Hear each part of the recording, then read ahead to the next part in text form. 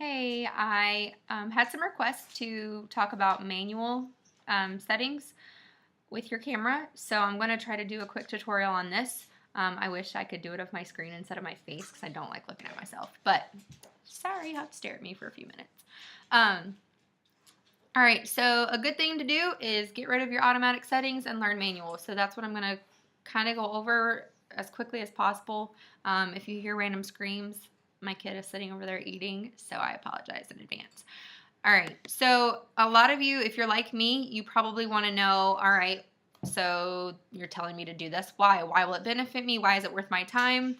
Why would I want to put in the effort learning this when I'm already comfortable with automatic? I'm kind of scared of manual. Why would I do it? Totally get it.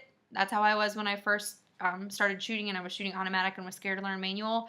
But the most important thing and benefit that you will get from it is you are going to be in control of your image. So you're going to control the amount of light that your camera lets in. You're going to control the depth of field. You're going to control how, layman's terms, so to speak, blurry that your background would be. With, say, me in focus, but this blurry, you're going to be able to control that. You're going to be able to point, where your focus is on your camera instead of letting the camera pick all of those things for you. So it's definitely something that's very, very important. As a shooting raw, you can control, say you do mess up. Everybody messes up. Even like super duper professional photographers mess up here and there, I'm sure. But that's when raw comes in handy. You can fix that image. So while you might have the perfect settings, you've set your camera image to perfect settings, but Uncle Bob at the wedding with a really cool camera comes over and steps in front of you, blocks your light, and all of a sudden that first kiss shot is ruined because Uncle Bob got in the way and stole your light that was, your natural light that was coming in, or whatever the case may be. If you shot JPEG, you might have just lost it. It might be too dark. But if you shot RAW, you can fix it. So definitely an important reason to shoot RAW. I know it's scary for some. I just recently did it not that long ago, and I'm so glad I did. So also, before I start talking about this, I just want to reiterate that I don't know everything. I might not be saying the proper terms. This isn't, maybe not the proper way to, say certain things. I don't know. I'm just saying it the way that I understand it, putting it in layman's terms because that's how I talk, kind of lower level most of the time.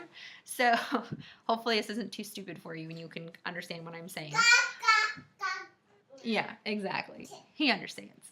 Okay, so the three things that you're going to want to know with shooting manual: aperture, shutter speed, white balance. I'm sorry, I said that wrong. Aperture, yeah, I know, it's funny, isn't it?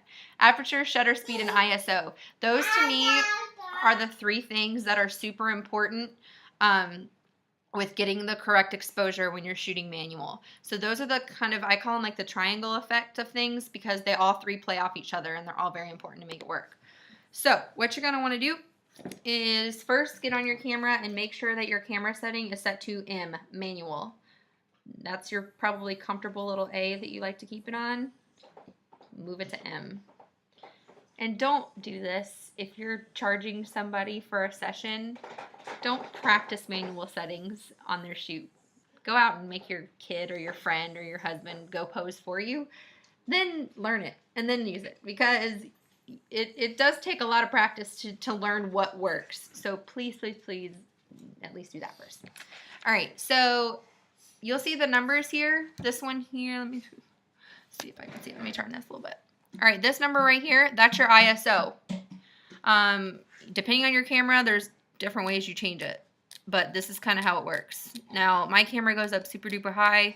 Not everybody's goes up that high, or not all cameras. But ISO, in layman's terms, basically affects your light. So the lower your ISO, the darker it's going to be. But it's also going to be more clear. So my goal when shooting is to always leave my ISO as low as possible. I always make sure I have it as low as I can, and kind of move the other things around to make it work. However, if you're like out in the sun, and it's bright daytime, you're probably going to be needing to use a low ISO, because you've already got light. You don't need to let in a whole crap ton of light. You know, but if it's very low light, then you're going to want to up that ISO because you're going to need to have more light. But keep in mind when you do that, it makes your image more grainy as well. Especially if your camera is not do well in high ISO, it's going to be more grainy than normal. Another thing that's important other than the ISO here is your shutter speed. So keep in mind the lower the number, the more light you're letting in, but it's also making your shutter speed, it's also slower. Your shutter is actually closing slower. So if you go take a shot and your shutter's down to 12 or whatever number that 20, I can't really tell, it's upside down. It's going to be super slow. So that's, you know, when you move, if your camera's not on a shutter, that's what can cause that blur. So you want to make sure, you know, your shutter speed is up higher. Kind of something good to go by. You know, for something like details that you're shooting, this number can be, you know, hey, this number can be like 60 or something like that. We hear you.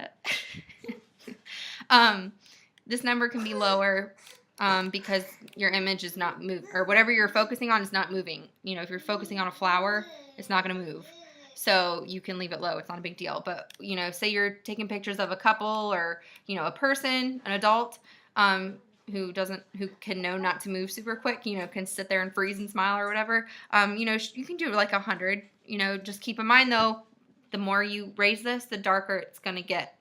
So that's where you might have to play around with your ISO to fix your lighting, kind of go off those two to adjust each other. Now, if you have kids that you're taking pictures of, as you know, they can be quick whenever they want to be. Same thing with pets, you know, or just in general active people even. You know, with kids, I would do 200-300 or higher. It just depends on how much the kid's moving. Obviously, you'll get the hang of it and kind of know where it wants to sit at. You know, but for sports or anything, you're definitely gonna want to bump it up. You know, over 1,000 because sports, as you know, are very quick moving.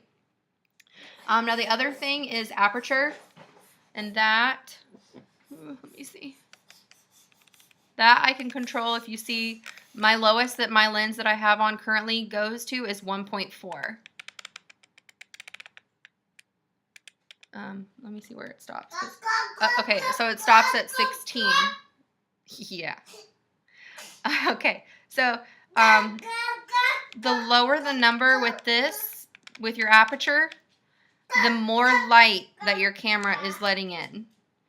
But it's also going to give you a more shallow depth of field. The higher the number is of your aperture, the less light it's going to let in, and you're going to be able to have more things in focus. So if you're taking a big group picture, you're going to want to have your aperture higher than the lowest it's going to go on, because you're going to be needing to focus on more than one person's face. So for instance, something I kind of go off of, you know, say I'm shooting a family of 4. That sounds really bad. Say I'm photographing a family of 4. I probably will try to leave my aperture on 4 or higher. So the amount of people, that's how I would do it. So if I was photographing a family of 8, I would probably leave it at 8 or higher. Now, obviously, that kind of depends, but that's a pretty good rule of thumb. And I've learned this the hard way. Otherwise, you're going to have, you know, 3 or 4 people out of focus where, you know, you might have 1 or 2 people in focus, and that's not good. You want to have everybody in focus. So just try to keep that in mind. But all 3 of those things are going to play off of each other. So, you know, you just got to really play around with it. So if you know, like I said before, try to remember to keep your ISO as low as possible at all times. So move these 2 around first before you go moving up your ISO, because the higher you raise it, the more grainy your image is going to be. There's so much in depth to it, but I really can't stress enough how much practicing is going to help you learn. And like I said, don't practice on somebody who's paying. That's not fair to them. Unfortunately, a lot of people in this town do that, and that's not fair. So just practice on somebody, anybody, your dog, anything. Do what you can, but I promise the more you practice it, the better you're going to get at it, and before you know it, you're going to be moving like without even looking. You know, when I first started shooting manual, I would always have to take a picture. Oh, that's not good. Let me do this. Let me do this. And I was constantly having to look down at my settings. And yeah, sometimes I still do, just because I have fat fingers too, and they touch more buttons than they should. But once you get the hang of it, you'll start being able to kind of, without even paying attention. That's right. You'll be able to start moving without even looking a lot of the times. Do you wanna say hi? I think he wants to say hi. Where are you? Can you say hi? Oh, now you're gonna be shy, huh? All right. Good job, Jackson. Just kidding. Your name's Jackson, not Hunter. Hunter's my husband. Okay, so anyway, again, if you have any other questions, just let me know. Hopefully this was somewhat helpful. If it wasn't, I'm sorry I wasted 10 minutes of your time.